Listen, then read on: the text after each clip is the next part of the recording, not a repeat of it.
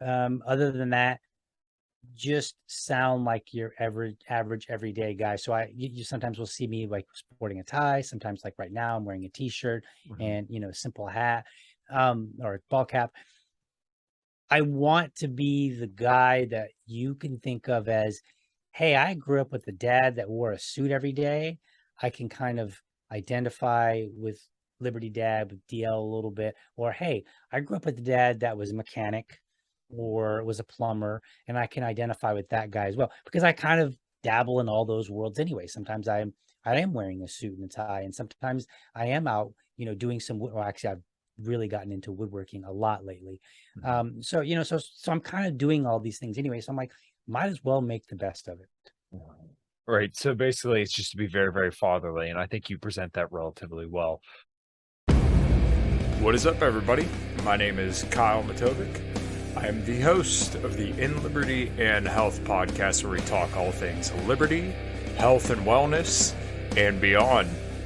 My hope is to encourage and spread the message of liberty and physical and mental well-being. I hope you enjoy all the topics we talk about with our guests. We're on all major streaming platforms, so please sit back, relax, and enjoy. Man, I'm doing as good as anyone can do getting buried by his 13-year-old son on leg day. I'm not going to apologize for not being on this podcast because I got to go see Metallica. So if that's a problem, kiss my ass. Okay? All right. All right, everybody, this is In Liberty and Health, episode 137. Today, I have the very fatherly, scholarly, patient, and kind DL Cummings with me. How are you? Very well, and you were very generous in your description. Yeah, well, I noticed a trend on Twitter that pretty much every interaction I see you partake in, you're always very, very kind. And even we had I don't even want to say it was like a spat, but I think it was just a little bit of a conversation discussing the election of Hector Roos. And you were always very, very kind. And every time I see you interact with anybody, even when people are being completely and totally shitty to you, your character always shines through. And I just wanted to take a moment to make sure that I acknowledge that and, put that forward for everybody, because it means a lot to me to see somebody that isn't quite as hot-headed as most other libertarians on Twitter to just, kind of have let's take a breath, relax, and let's respond in kind. So I don't know how you do it. I have my moments. I have my moments. I have there you can find a few instances where I've kind of cut loose a little bit on people and been very abrasive. That may be putting it nicely a time or two. So I have my moments like anybody else does, but I really do try to keep it chill and relaxed. Mostly because, I'm 5'3" and I weigh about 120 pounds. So, I've just kind of learned the hard way, actually, growing up, that be careful what you say, because you might actually have to confront somebody with what you've said, and they may not be so generous, which some people were not when I was younger. But I can take a punch and a kick to the chest repeatedly. Good God. Yeah, well, I'm about 5'11" and 185 pounds. And I can lift some pretty heavy stuff, but I always kind of took the perspective of, I don't know if that person sitting across the bar knows. So it's probably best if I don't fuck around and find out, because, they may be half my size. They may be your size, but that don't mean that they can pick me up and throw my ass around. Right. Yeah. No, I've seen some small guys throw some weight around. And what I mean by weight, I mean people. Like literally, I saw a guy, one of my friends got into a fight. They actually, this is back in the day. So if you've got any younger viewers, like in their 20s, I don't know if this happens these days, but in my day, you literally would meet somebody like at a corner, or you would meet them at the the schoolyard or the local park or somewhere. You guys right? touch your porch though, real quick, right? Right. And you would meet to fight. And I remember a friend of mine met at the corner, and this other dude met, and he was a smaller guy, and they kind of got to rumbling, and the littler guy just literally wrapped his arms around him, picked him up, and then just threw him down on the concrete. I was like, it's pretty wild. Jesus. Yeah. So I guess we should probably get to some of the libertarian stuff that I wanted to talk to you about today. I'm sure fighting isn't it, right? Yeah. Well, there's plenty of infighting there, but I believe in a show that I listened to earlier with you on it, you had joined your local LP in 2017. Is that correct? Yeah, roughly around there. I think it was late 2017. Okay, so I guess what brought you to the, well, you know what, I guess let's even rewind a little bit further than that. You were in the military, correct? Okay, so if you don't mind, kind of elaborate on that and perhaps maybe how that would entail to you becoming a libertarian, if at all. So let's start with from the very beginning, if you will. And I don't mean like the beginning, but like I don't like, a lot of people talk about their Ron Paul moment, right? Like there's a lot of libertarians like, oh man, when I heard Ron Paul, like it just invigorated me. I'm not gonna lie, I didn't know who Ron Paul was until like much later. I apologize. I'm using my phone as a camera, and apparently I left it on vibrate. So somebody's trying to call me, so you can see the vibrations. So I totally apologize for that. It'll go away in just a moment. I thought that was just the edibles I took before. No, I'm kidding. Right. No, sorry everybody. Your stuff hasn't kicked in, so do not take another one just yet. At any rate, so I didn't have that moment.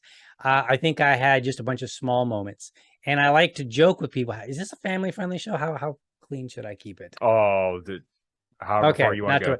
All right, so I like to joke and say that I had my hooker moment. And what I mean by that is I used to listen to talk radio years ago. This is back when like Glenn Beck and Rush Limbaugh were very, very popular. And I don't remember exactly what was being talked about, but I came home and I was talking to my ex-wife, and I just kind of like, I didn't really deliver it so well. I came home and I was like, prostitution should be legal.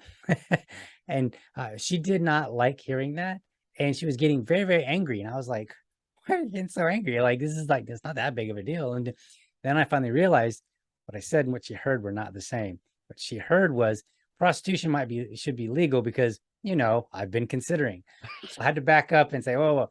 So that was kind of like, I think, the moment for me where I started realizing this idea of self-ownership. Okay. Where I just kind of was like, well, if you own yourself enough to go out and meet with somebody and hook up with them at the end of the night, just after some drinks or after going to the club, then what's the difference if they, throw a 20 at you afterward and say, let me tip you for that, as absurd as it might sound. So that was kind of my moment. Everything else kind of started falling in later. So I was in the Army National Guard, and a lot of people joke and like, oh, so it's not really the real Army, but I actually did full-time service a number of times. And one of them was a 6-month tour in Bosnia. And so I got to see not the horrors of war, but like the aftermath of war years later. When I remember being there, and I would see like buildings that had big, huge holes in them and stuff like that. And there was a lot of destitution in certain areas, and just all these different things. So I don't know that my military experience immediately led to anything. It wasn't until I became a libertarian when I started looking back and saying, oh, I get it, right? Because at the time, I kind of held the conservative line, the war hawk line. I was like, oh, we need to go spread democracy because these poor folks just don't get it. And we're going to be the ones to deliver it, even if we have to do it with bullets, and it just never really clicked in. Right. Although I wasn't entirely sold looking back, because I remember arguing about some of the things that I saw in Bosnia. One particular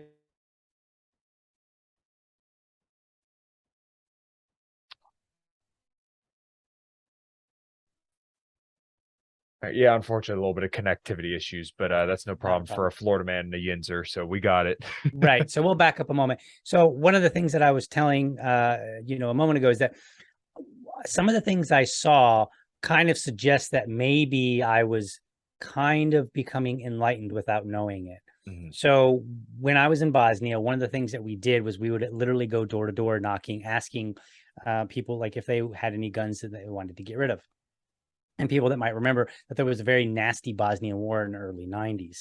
So we collected all these weapons, And then we did this like showing where they laid most of them were rifles, but they laid all the rifles against some rail ties, and they had a tank come over and roll them over, and they had the media out there. And I remember remarking, I said something along the lines of like, this is a bunch of garbage. And I got into it with a butter bar, a lieutenant, second lieutenant, and he got mad. And he was like, no, we're doing a great service, blah, blah, blah. And I'm like, dude, these rifles are all rusty, man. I'm like, I'm not even sure that any of them work. Like, yeah, we're running them over, but we don't even need to, because it's not likely that they're going to be functional in the first place. Mm-hmm. And what I observed when we were out, who gave us weapons? People that weren't, that didn't want them. They weren't going to use them for any purpose whatsoever, be it starting, initiating new conflict, or for even defending themselves. Most of them were little old widows who had firearms there that for whatever reason they just didn't want. Mm-hmm. So I started noticing early on, some things just kind of weren't really adding up. Then I scroll forward a little bit, and I think I just kind of slowly became a libertarian bit by bit. As I went along, I just kind of, started, okay, this makes sense. This makes sense. There was no one person. There was no organization. I think I just was listening to talk radio, and I'm not even really sure how I actually made the transition from conservative to libertarian. But somewhere along the line, I heard about it. I started looking into it, and then I went to my first libertarian meetup. But before that, in Florida here, this was about 2016. I was kind of interested in the Libertarian Party, but there was this fellow here in Florida named Sol Invictus, and the dude was a weirdo. And I think he's since been like thrown in jail for assault and battery and all this crazy stuff. But he was a weirdo then, because he would like I read a story about him, and he was, apparently a dude that would drink goat blood because he was a pagan. And I was like, what the heck is this? I'm like, look, I get it. Like, you do what you do on your own time, but that's weird, man.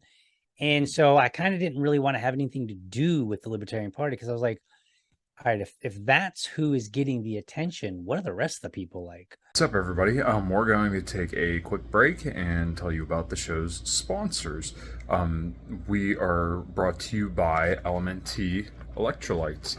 I've been using this stuff for years, and what I've honestly found is that if I didn't have electrolytes before some kind of cardio, and sometimes even before workouts, that my workout performance, or definitely cardio performance, would suffer greatly. Sodium is responsible for every single movement pretty much in your entire body, and let's say you drink a lot of caffeine like I like to do, then maybe it is a good idea, like I do every single morning, put some LMNT chocolate electrolytes there in your coffee to get a little bit more sodium, potassium, and magnesium in your coffee, so that way whatever diuretic effect you get from the caffeine is pretty much diluted by the fact that you put chocolate salt in it. Also, it tastes really, really good. Get some chocolate cream or hazelnut cream or even coconut, and mix that all up. It tastes really, really good. So yeah, make sure you go to drinklmnt.com/inlibertyandhealth and pick you up some electrolytes today. All right, guys, thanks. So then I went to a meeting, and I found out that like there were a bunch of people that were just like me. They were just like normal bros and dudes and chicks, right? And so I was like, this is not so bad.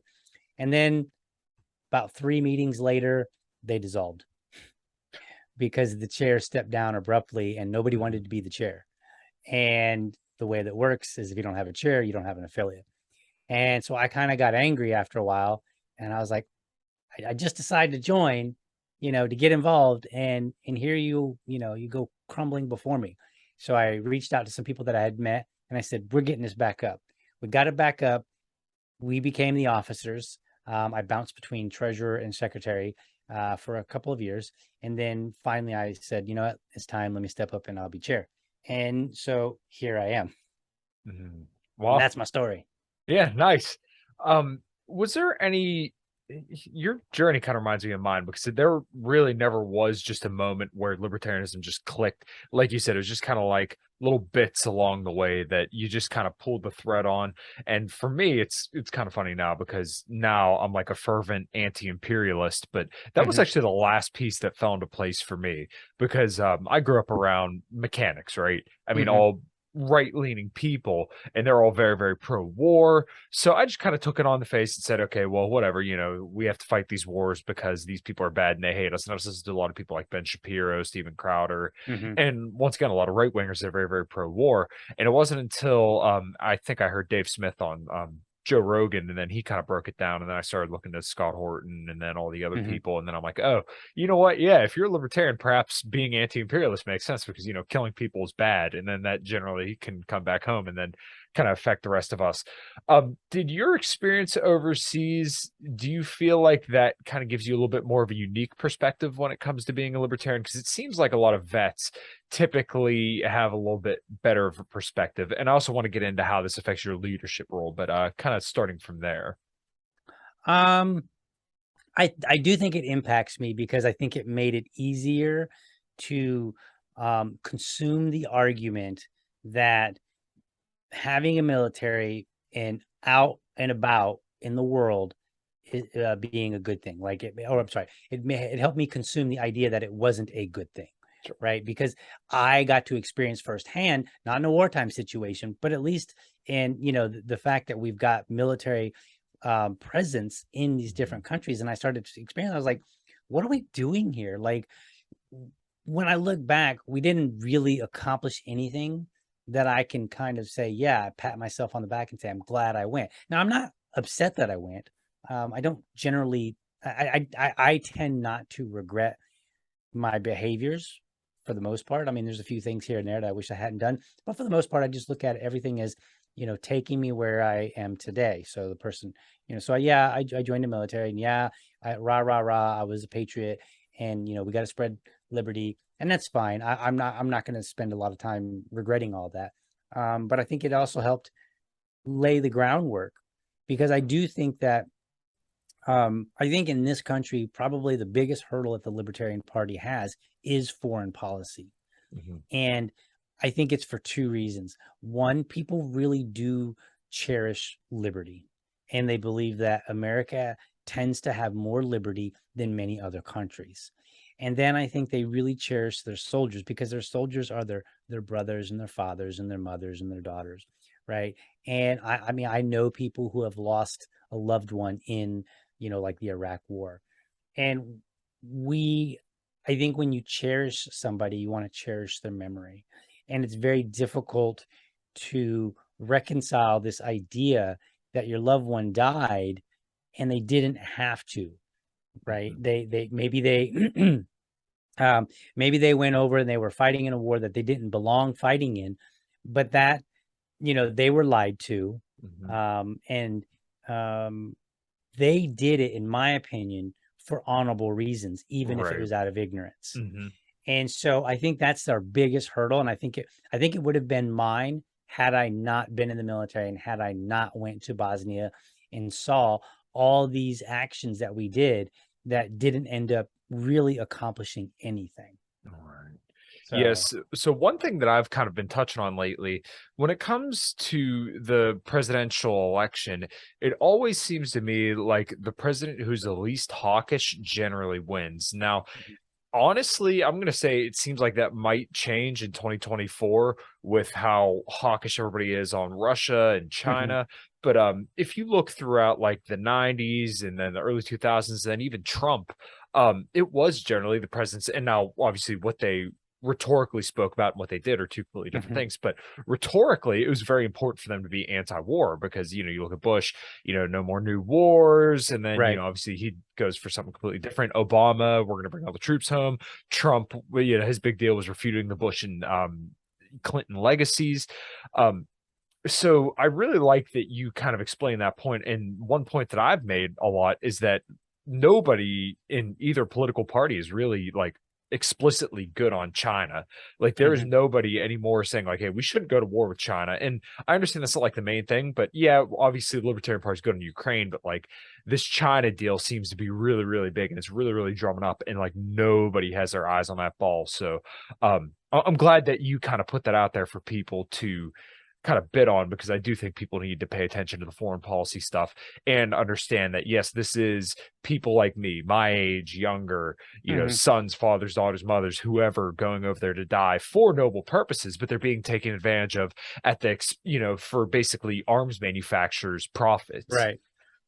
Yeah, absolutely. And I think that when we craft our message, we need to make sure that we're aware of how we're talking about it, so that it comes across as so it comes across as, we're not diminishing your loved ones. We're Right. not diminishing your service if you are a member who went over there and maybe lost an arm or a leg, or have some other horrific result to your body.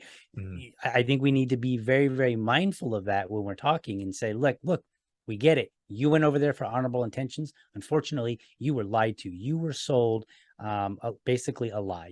Somebody took advantage of you. And yes, I think it's a good thing that we have people that are willing to go over there. When I say over there, I mean just go out, beyond our borders, if you will. If that they're willing to go, let me put it this way. I think it's good that we have people that are willing to go and fight when they feel that the country needs them, and possibly even up to losing their life. I think that's a good thing. We want a volunteer army that keeps us away from conscription. But we also have to be careful that we don't inadvertently diminish that attitude, or the attitude that loved ones have about them, because we will quickly lose people. Absolutely. Yeah, I completely agree. And this is something that I've always admired about people in the military. And I kind of also apply this to the police. And this is why I get frustrated when people start saying all cops are bastards, and they kind of run down this line, is that, like you said, you will turn off so many people so fast who actually more than likely would be very receptive to your message. But, you come to a small rural town like this, like when I walk my dogs in the morning, there are Trump flags everywhere. If you walk and knock on these people's doors and you start telling them that all cops are bastards and that everybody that serves in the military is a bloodthirsty murderer, those people will slam the door in your face and they will never want to hear from you again. So when you're empathetic and you understand, like, hey, I love the fact that these people are willing to do this for what they believe is the right cause. We have to approach it as, like, we understand they're not libertarians, right? Because like you and I both were not always libertarians right out of the womb. We had to kind of be built to be libertarians. So the way that I always look at this is that it's our responsibility as libertarians and people who can kind of see beyond what most people see. It's our responsibility to pull the wool off people's eyes and make them see where we're coming from. And like I said, it seems like you're kind of on the same vein. I really, really like that, because some people get lost in just being an edgelord and just want to piss people off rather than be empathetic and say, I understand where you're coming from. I think we had a conversation, like, no, I think I chimed in on a conversation. It was yours, I think, where there was a person, and it was an anarchist, and they were like, you got to, their kind of attitude was, you need to jar people away. And I'm like, that does work for a very small percentage of people. Yes. And I'm a big believer that you need to know your audience. Your audience is generally not one that you can just simply say, all cops are bastards and they're terrible, blah, blah, blah, here's why. And they're gonna be like, you know what, you're right. In fact, I'll turn in my badge. There might be some, right? But honestly, I believe anybody that's like that is probably already on the verge of it. Now, whether or not that, that's a useful tipping point for them, we could argue that, but I would just mostly argue and say, reality is most people are not like that. Most people do need to kind of have their hand held and walked through. I mean, think about voting patterns right now, right? Like, people vote very much, they vote on one issue, they're like single issue voters. They'll not vote if they don't like either candidate. I mean, people aren't really taking a rational approach of any kind whatsoever. And it seems to be all over the place. And I think that's kind of what we need to kind of tap into, is say, how are these people responding? I mean, yeah, in a sense, you might get people responding to some negative stuff, but I don't really think that works that well. I think it does work, unfortunately, but just not as well as people think. And I think especially for the Libertarian Party, when we're so vastly different, we're just libertarians in general, but we're so vastly different that we are the underdog, and the underdog does not get the advantages that the big dogs, if you will, have. So we always have to take a different approach. And I think that we don't have the opportunity to necessarily just get in there and shake people in that manner. That doesn't mean that we can't be bold and say wild things, but I do think that they need to be very measured, and we need to be cognizant of the repercussions that, you know, we might miss the mark entirely, and we may have to backpedal, or we may have to really work hard to recover from that one bad one, right? So I you know, and I think New Hampshire is kind of a good example where they have acknowledged, like, hey, you know what, we missed the mark on this tweet, you know, or whatever. And I don't think that they have to necessarily backpedal or do anything like that. But I do think that if New Hampshire's kind of already got this reputation, so it's okay. I think more so than most people. Right. And I don't think that the rest of the party is really ready to deal with the repercussions. And so since we're not ready to deal with those repercussions, we should definitely stay away. But I'm even still not sure that even if we were, it would be a good thing for the party as a whole. Yeah. So, and this is something that I battle with a lot in my mind, because if you would have asked me in, what was it, 2021, when New Hampshire was making the news, or, you know, making the news, I would have said that should have never came from a blue check, you know, official party account. But then when they start talking about, okay, well, the culture in New Hampshire is a little bit different, and these laws got passed, and this shifts the Overton window, I find it hard to argue against that. But once again, now living here in Pennsylvania, this is a completely different story, and there's definitely a different culture here. But kind of to your point, the National Party may get some backlash for that, because some people may project that into all other areas. So it's kind of like this fine line that you have to walk. And this is something that I've heard you talk about before as well, and I will let you speak to it as well. You got to kind of know your audience and know who you're talking to, and allow people who speak to those audiences best speak to those audiences. So, like, obviously this is like a fitness and health podcast as well as it is a libertarian podcast. So when I have, you know, fitness minded guests on, we may creep over into the more liberty minded stuff, and they typically are very, very receptive, which is really, really cool. So I feel like that's more my niche, right? Dave Smith seems to appeal to a lot of people with his message. Reed, in the way that he messages, may reach a lot of people. You or Dennis down there may reach people in a certain way. So it seems like something that you also admire about some people in the party is this idea of decentralization and allowing people to message their way to their audience best. Absolutely. At first, a while back, I kind of a little bit was on this, like, everybody's got to be, you know, you can't message that way, it's not going to work. And then started pulling back, and I started, one of the things that it dawned on me, this was about a year ago, maybe. It dawned on me that there seems to be like two major sides in the Libertarian Party, and that's where you get most of your conflict, right? And it dawned on me that it seemed like one side was very good at dealing with messaging that they liked, and the other side was very good at dealing with messaging that they liked. But neither side seemed to really handle messaging that they didn't like. And I was like, you know, that doesn't seem right. It seems like if we're going to talk about how we have such great ideas, and how, you know, we're all reading like 900 economics books, which I'm actually not one of, but, you know, like a lot of us, you know, put a lot of reading into this stuff and talking about, I'm like, maybe we should be a little bit more flexible, more adaptable to messaging. And maybe if you're, you know, so I use the example of New Hampshire because, you know, they do tweet some wild stuff sometimes. And sometimes, and I got to this point where I was like, you know what, maybe rather than criticizing them, maybe I should see what I can do with it. Maybe that's where my real power is, because at the end of the day, the reality is I don't have control over New Hampshire. None of them, you know, not the party, none of the people. I may be able to influence a couple people. I might be able to, you know, send a message and be like, I don't know about that one, you know, maybe. But I do have a lot of control over me and my voice. So I was like, why don't I work on mine so that when they say something, no matter what it is, no matter how wild it is, I can take that and drive the conversation back to where I need it to be. Mhm. I tried it out. Like I have a couple podcasts where my friend Steve, he comes over almost every Friday night, and he is a more progressive.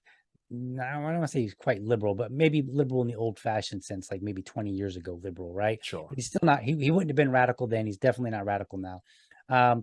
And I presented him some of the tweets that New Hampshire said. You could see he's like grimacing on his face. He's like, "Ooh," you know, and then I'm like, but let's talk about it. Let's bring, and then I'll talk about it and I'll drive that conversation back around. And then what I'm looking for is all right, well, that's a fair point. That's what I'm looking to get. I don't expect that he's going to be like, you know what, you're totally right. I'm on board with that. But I am looking for, that's a good point, because that means I've said it in a way where he's really been like, wow, okay, I didn't think of it that way. Right. And I think that's powerful. And so I think we're better off by really focusing on how we deliver and being adaptable, because at the end of the day, I can't control what messaging I get. And then I further make this point where I say, okay, let's take the crazy tweeters out of the equation. Let's say it's the media now. Well, the media is going to spin things. So, okay, maybe we can force New Hampshire I know we can't, but let's just say we could. Maybe we could force the New Hampshire folk to not tweet wild things, right? Okay, great. Except for the media is going to come out and be like, well, this is, they're going to put a spin on it and we're going to have to deal with it. So I kind of came up with this line. I said, if you can't deal, how did I say it? If you can't manage like rough truth, then how are you going to handle rough lies or something like that? And the idea being, what they're saying is actually true from a libertarian perspective. They may be saying it in a provocative way, but it's still true, at least, and so if you can't manage to work with that, how are you going to handle when the media totally distorts something that isn't even true in the first place? So it's like a lie, and then they've distorted it to make it even worse. So I'm going to step out of the screen for just a moment. I got to grab my power cord. I forgot on my laptop, but I'm you keep going. I'm like literally right here. Okay, yeah, no problem. Yeah, so I really like that, like I said, you kind of shape it to, hey, we need to make sure that the best person for this specific job is going to do this. And that you kind of stepped away from saying, okay, this has to be the messaging no matter what. Because like I really wasn't too far off from that. But, obviously some people maybe, actually a lot of people were attracted by Jo Jorgensen. People are going to jump all over me for saying that. But she did bring some people into the party, perhaps not the people that the Mises Caucus may have liked. And then obviously Dave Smith has driven a lot of people into the party, some people that people outside of the Mises Caucus may not have liked. But one thing that you kind of hit on there with your friend who you said you spend a lot of time with is that one thing that I want people to take note of, and I speak about this a lot as well, is relationship capital. If this person is spending a lot of time with you, then you already have relationship capital with this person, right? You've built trust, you've built a relationship, so therefore they're more likely to buy into your ideas. So one thing I like to get from people who seem to be pretty well educated and pretty, well liked is kind of their perspectives on personal development and how this should go is to how we're going to drive more people towards libertarianism. Because my thinking is if we're not influential people ourselves, then how are we going to get people to believe in our ideas if we're not worthy of their influence? So therefore we need to be as influential and as great of people as possible to appeal to the most amount of people, because if we're influential people, then people are going to be more likely to believe us and invest in our ideas. Yeah, and I've had that criticism, or not that criticism, but I've had criticism over the fact that, hey, that's your friend, you've already built and established some trust, so it's a little bit easier for you. But honestly, I find the same thing when I talk to people. I don't necessarily find a new person and say, hey, let me tell you about this wild thing that I saw that somebody else said, and let me see if I can't walk around it. But I have had conversations with people that I would have once thought couldn't happen. And I'll just kind of lay it out.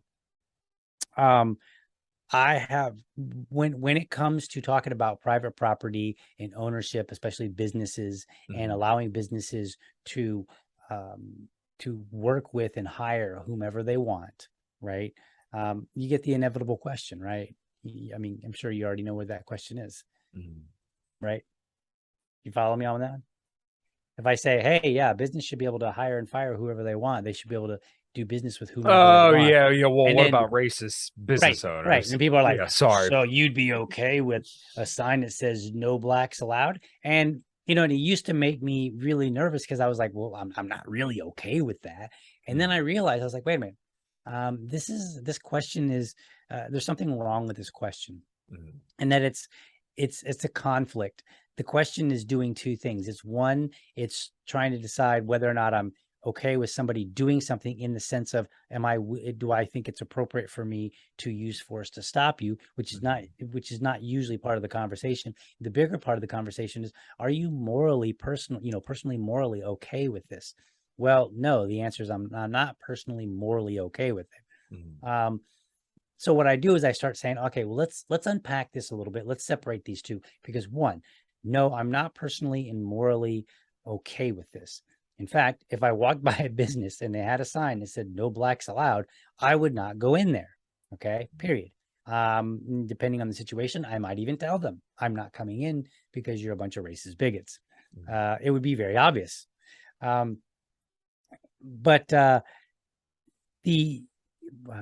lost my train of thought there for a second. So it's okay. But then I have to say, the question is not just would I go in there, but would I use force to stop somebody else from going in there, which is an entirely different question. So I started learning to become comfortable with breaking things apart a little bit. And I've actually had conversations with friends who are black, who are not libertarian, who tend to lean more liberal, and would normally say that's a horrible, disgusting idea. And I've said, like, I've kind of laid it out, and I said, here's where we're coming from. Here's why we believe this.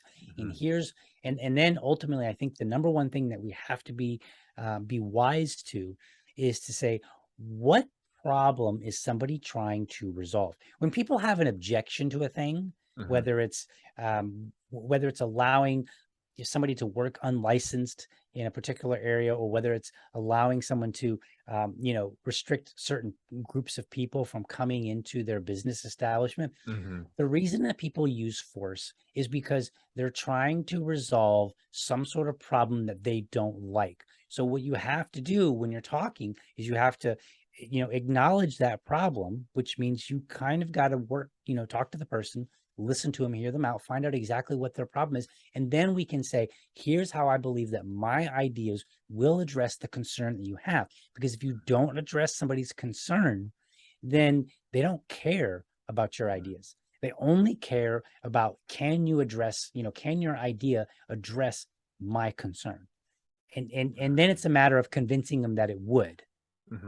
Yeah, and I think that's a lot more of a saleable approach rather than telling them about anarcho-capitalism and what the bridge to Ancapistan looks like. And this is why, and I'm sure you probably have a similar respect for Larry Sharpe. I think Larry Sharpe is one of the greatest walking human beings alive today. I cannot say enough good things about Larry Sharpe, because he loves to meet people where they're at, and he loves talking about solutions, and he never approached it as like a political thing. He always says, I'm selling happiness. And that is just so much more of like an approachable way for the average person, rather than just saying, okay, well, in a free market or in a libertarian society in Ancapistan, he's saying, okay, well, this is what this would look like. And the most beautiful example I could think of would be his whole COVID approach back in March of 2020, when he kind of laid out how businesses would have stamps and stuff like that. So I just find that that's much more of a feasible approach to getting people to our ideas, rather than just trying to lecture them on economics one lesson in a conversation. A lot of times the same idea can be applied differently, and people will agree with it. So for instance, most people would say, hey, the idea of putting up a sign that says no blacks allowed is a horrible idea, not acceptable. But I've never had anybody that really objected to this. And this is, from my understanding, is actually true. I've not personally experienced it. So back in the maybe 90s, late 80s, there was this notion that some gay bars would not let straight people in. and some of them would even have a sign that said no straights. And that was because you'd sometimes have straight people, straight guys, young guys coming in and harassing people. And they were like, look, this business is for gay people to come out, have a good time, have some drinks, maybe meet somebody new. We want to keep this in an environment where they feel comfortable coming out and enjoying the company of other people, other gay people, right? So they would actually not let people in who are straight on purpose.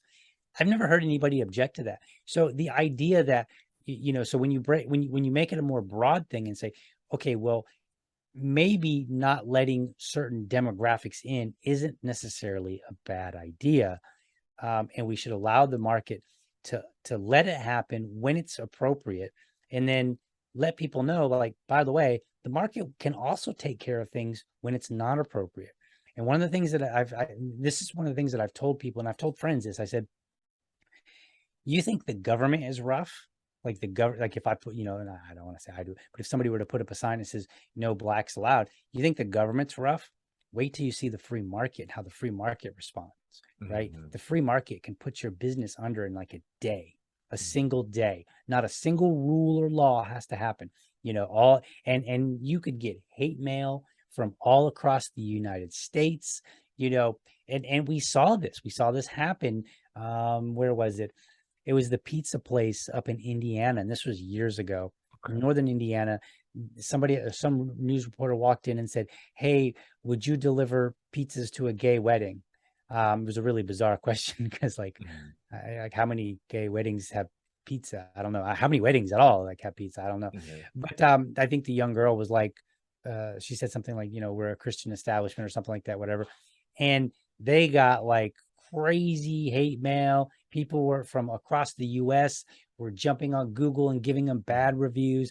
Now, in this particular case, I think it turned out well for them. They did end up getting a lot of money because a lot of people saw that this was an unfortunate situation where they weren't actually being bigoted, and the reporter kind of caught some, poor cashier off guard. And so it really wasn't a fair situation. It wasn't that they were actually turning somebody down. But the free market can be ridiculously brutal. And I'm like, in my opinion, the law has nothing on, the government. I mean, unless they're literally using force, the government has nothing on the free market. The free market can be absolutely brutal and ruin your entire life savings, and nobody cares. Right. Well, that speaks to a larger point that I think a lot of people kind of need to hear when it comes to selling libertarianism as well, is that it's not a free pass for all, and it's not just unchaining your shackles to be free from all consequence. Freedom and responsibility are, in large part in tandem with libertarianism, because the inherent responsibility that's going to come with freedom means that you have to, uphold whatever values, that you see fit in your community, and make sure that, you're doing what you can to maintain that freedom and responsibility, because it's not like you could just do whatever you want in a free market. Like, I was literally getting into it with someone on Twitter who was saying that they would smoke, or that they smoke and drive all the time, or smoke, drink, and drive all the time. And I said, you would be the first one in Ancapistan to be physically removed from the community, because if you were drunk driving around a neighborhood with a bunch of kids, people would go after you with force if this was agreed upon in this community. Right. Like, you cannot do this because you're putting families at risk here. You would be once again removed because you're being irresponsible. And it's not like the free market would just allow degeneracy and people to act like complete and total idiots. There would be repercussions for bad decisions. Right. Well, that's what I tell people. I one of the things that I make sure to note is that it's not that libertarian, because a lot of people are like, oh, you don't want any laws. And I'm like, no, what we want is we want to shift who is overseeing these rules from the government to the private sector. So if I own a stretch of road and you drive on it, you might say, DL, I've agreed to pay you, $2 to drive this 5-mile stretch, and I'm expecting a clean road that doesn't have potholes. And then if you drive over a pothole and it damages your car, you're gonna be like, look, you, DL, did not uphold your end of the agreement. I gave you my money. I expected a proper road. You didn't provide one. So therefore I have a claim against you. And, so I tell people, I'm like, what I tell people is that most everything that we see more than likely would be shifted to the free market. It's not that it would necessarily go away. Even licensing, right? Like I don't like the idea of licensing for like a barber, because it seems absurd to me that, you know, people have been cutting hair for, I don't know, forever, for as long as humans have been alive, as I assume, right? But for a very, very long time. And so it's, you know, it's not that I don't like the idea that someone might show some level of skill that they can present to another person and say, I have demonstrated this skill in this course or in this whatever. It's that I don't think that the government, I mean, I don't think the government really does a good job of enforcing it in the first place. And then a lot of times they're very absurd in their rules and their regulations, and they don't necessarily make sense. So you've got somebody basically going through all this work, and it may not necessarily, and usually doesn't necessarily translate into a better performance. Whereas I think the free market would actually do that. They would say, okay, look, this idea is dumb because it's not going to make you a better barber, but this idea over here is a great idea, and it's actually going to help improve your skills, and then I'm going to want to hire you, or whatever the case may be. So I think that we would have institutions that would say, you are an accredited barber, and then people could make the decision and say, I'm going to go to this this barber here because I know that they're accredited by some agency who has specifically made sure that this person knows what the heck they're doing. Because I don't have hair now, but when I was younger, I had hair, and I would go to the barber all the time. And I when I was in Indiana, I liked a barber. She was a small, she had it was like a home that was renovated into a barbershop. And she had like 3 chairs in there, and it was just her. It was like her own private business, right? It wasn't a big business. She was the one that could cut my hair the best. But I would go to like the shops in the mall, or not the mall, but the what do you call that? The shopping center, right? And I would go out there, and they would mess it up every single time. But they went to school. They had all these hours. I don't, and they would have like a little plaque on the wall. I don't know if this woman had anything, but she cut my hair pretty well. So. What's going on, guys? We're going to take a quick break from the show to tell you about these show sponsors and the way that you can support me and this podcast. I'm sponsored by Axe and Sledge. Won't really focus in here, but right here in my hand, I have their The Grind, which is essential amino acids and hydration. Feel free to check it out. This is your mom's sweet peach. They have some awesome flavors and awesome names. They also have multivitamins, fat burners, creatine, beta-alanine, all sorts of different supplements to help you get all jacked and tan and help you become a person more full of liberty and health, as this show is about. So if you want to support me and support this podcast, then feel free to go to axandsledge.com and check out all their great supplements there, and use code Matovcik10. That's MATOVCIK10 at checkout for a little discount, and to let them know I sent you their way. All right, everybody, thanks. Now back on to the show.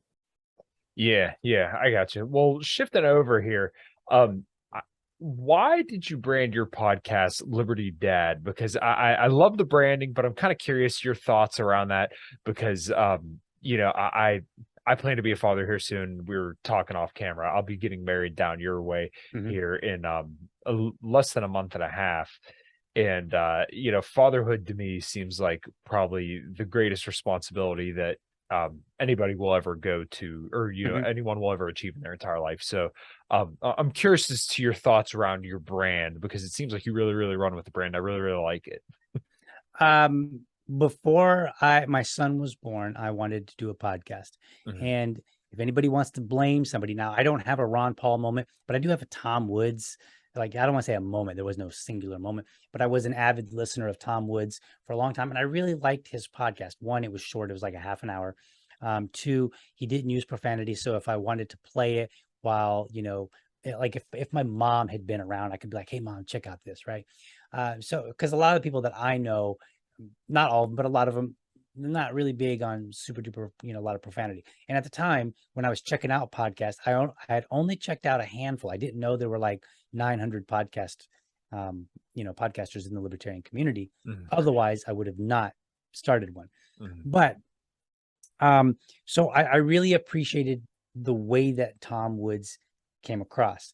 What I was not what I wanted to do different was, I was like, occasionally there was an episode that I could give a friend.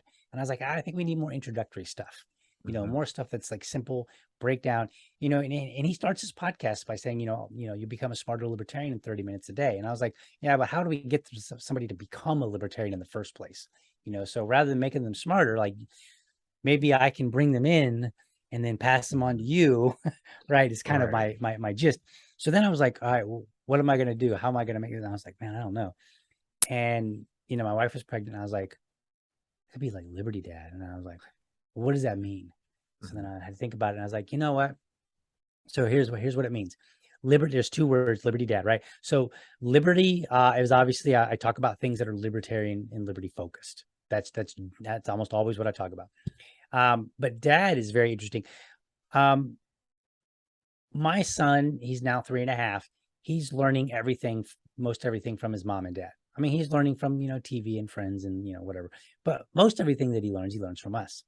And what I want is him, one day he will go out in the world and he's going to hear something different than what I have taught him. Doesn't matter. It could be anything. It could be about woodworking. It could be about, whether or not socialism is a good or a bad idea. Clearly a bad idea.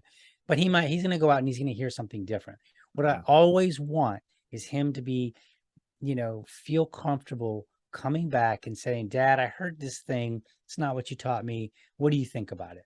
And it's not a matter of, I want him to think I've got all these great answers. I may not always have the answers, but I want him to always feel like he can come to me for a question that he has and say, hey, this doesn't make sense, or this doesn't sound like something that you would agree to. Why or why not? Because I'm like, if I'm the kind of person that he feels comfortable asking, then maybe he won't go and find some other dope that he shouldn't be asking from, right? It's kind of my gist. And so I was like, that's what libertarians need to be. Libertarians need to be the person who, when somebody has a question, I wonder what so-and-so thinks about this. And would you believe it? I've had some friends that have just messaged me, usually around election time, and they'll say, hey, DL, I saw this in the news. It's going to be on the ballot. It's an issue. What do you think, or what does the Libertarian Party think about this? Right. And clearly, had I been a jerk to them, they would have been like, I'm not going to ask him. So then I came up with this catchphrase. I was like, you're preparing for tomorrow's conversation today, because the reality is we're most likely not going to convince somebody, not full on, of an idea in a conversation. And so what I look for is more of a, wow, okay, I didn't really thought about that, because that means I've taken them away from their idea just enough, at least, to consider that maybe there's something else, right? Whatever that may be.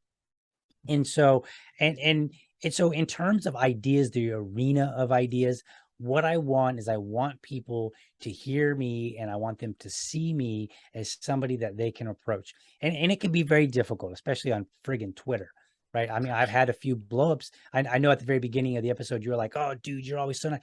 Usually, like most of the time, but every now and then I've had, there's like, there's definitely one person, we're not going to name a name, but there is one person who's a former member of the Libertarian Party who I lit up on Facebook, and I had a conversation later with a friend, and I was like, yeah, I could have handled that and should have handled that way differently.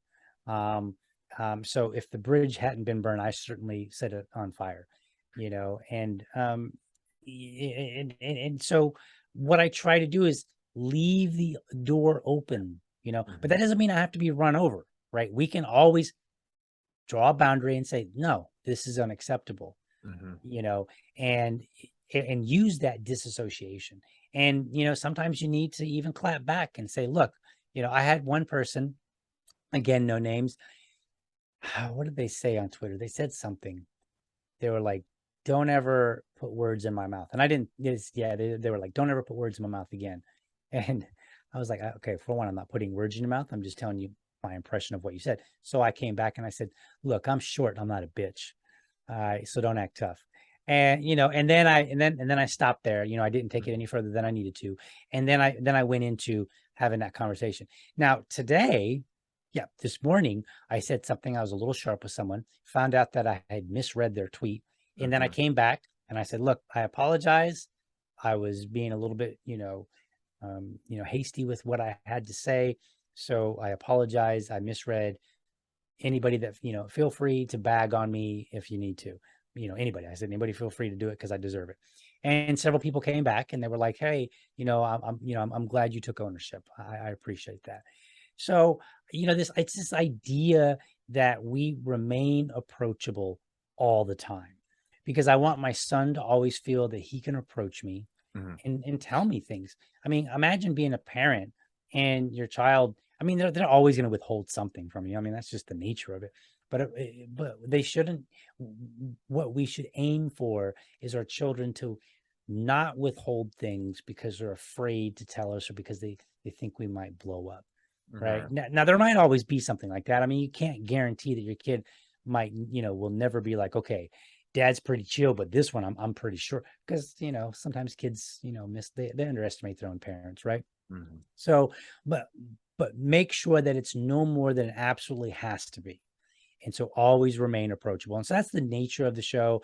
When I do my show, I rarely use any profanity, and it's not that I'm, a goody two shoe with my language. I can, trust me, like anytime I'm working on a project, there's plenty of profanity to be heard, especially when things go wrong, and when my buddies are hanging out and we're having a cigar and some drinks out back, who knows what I'll say, I mean, it can get pretty wild from here, because, I do have the capacity to say pretty wild things.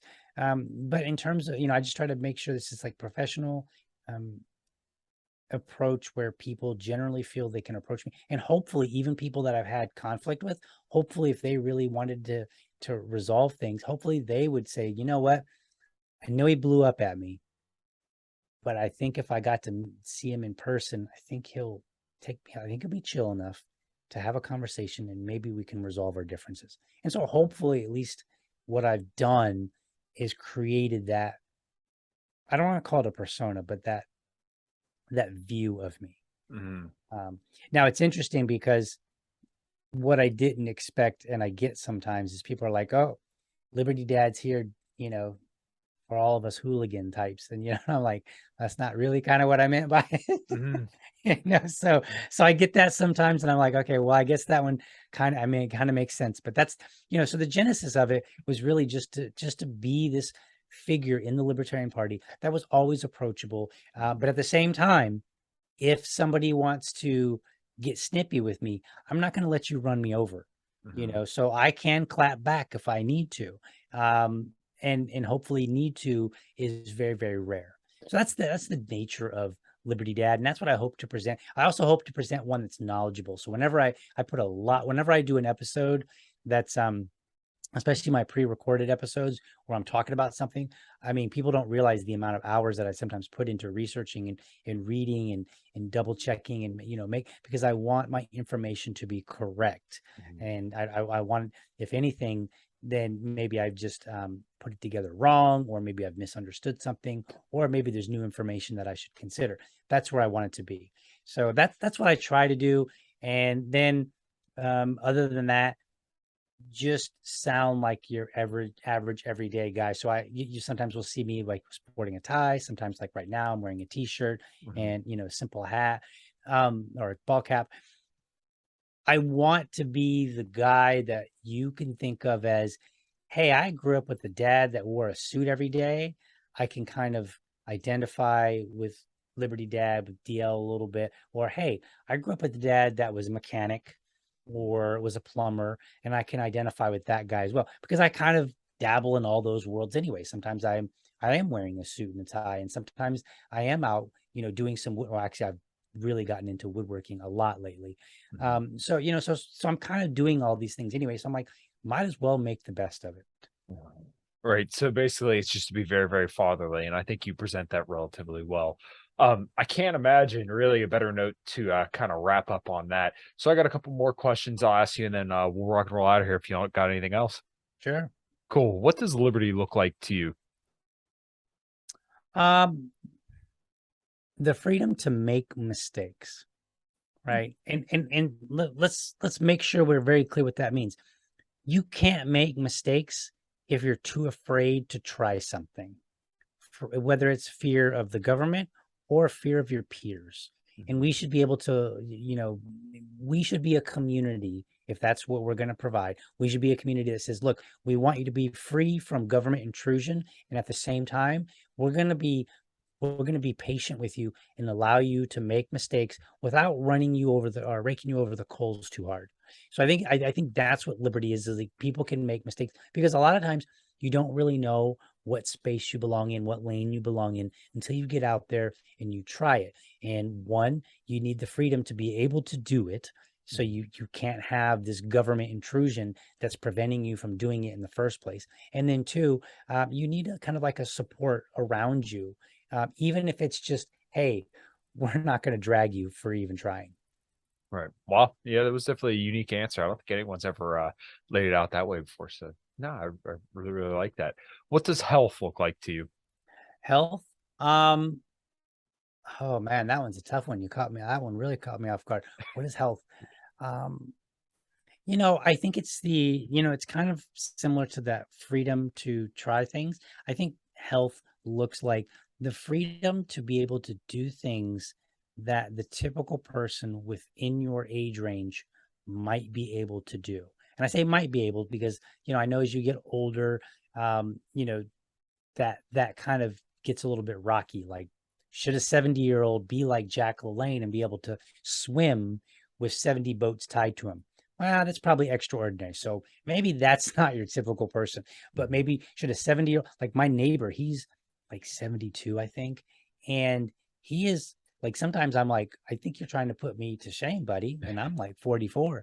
I felled a tree a while back. And while I was at work, my wife sent me a picture of him out in the yard with an axe splitting some of the logs. And so I gave him a hard time. I was like, dude, you trying to make me look bad or what? He just decided he was going to come over and help. And he came over and just started splitting some of our wood. He's like 70 years old and he's like splitting our wood. So I like the idea that I can do what I want to do. If I want to go riding a bike, if I want to join a marathon or something like that, then I have the health that's sufficient to either work up to it with a little bit of effort, or do it, whatever the case may be. And I'm excluding, the obvious extraordinary things. So if you say like, oh, should I be able to, run the Boston Marathon? Well, I don't know that everybody should be able to, but if you're like, I would love to run the Boston Marathon, then I think that health for that person should look like somebody that just needs to train for it, not necessarily they've got to overcome health problems first, then train for it. So that's to me what health looks like, just kind of very similar to the last answer, the ability to go out and do what you want to do physically with a limited level of preparation, which is sometimes necessary. Nice. All right. Where can everybody find you, Dale? You can find me on Twitter, LibertyDad, LibertyDad Pod. LibertyDad Pod. It's been a while since I've given that one out. I'm also on Facebook, LibertyDad. I tried to get the LibertyDad on Twitter, but that fellow never responded, so I don't know, whatever. So don't go there. So I'm LibertyDad Pod on Twitter, and you'll find me. I got a picture of me holding a microphone. LibertyDad Podcast. LibertyDad on Facebook, and then LibertyDad Podcast at Gmail if people want to send me an email. Awesome. Well, I really, really enjoyed this conversation, and I think people are going to get a lot out of it because we covered a wide range of topics and kind of went down some rabbit holes that I didn't necessarily expect to go down, but it was very, very enjoyable, DL. Thank you. I can be chatty. Sorry. Oh, no, dude, it was excellent. So I really, really appreciate it. And make sure everybody, if you're listening, like, subscribe, check out the show's sponsors, Axe and Sledge, and Element as well. So until next time, everybody, take care.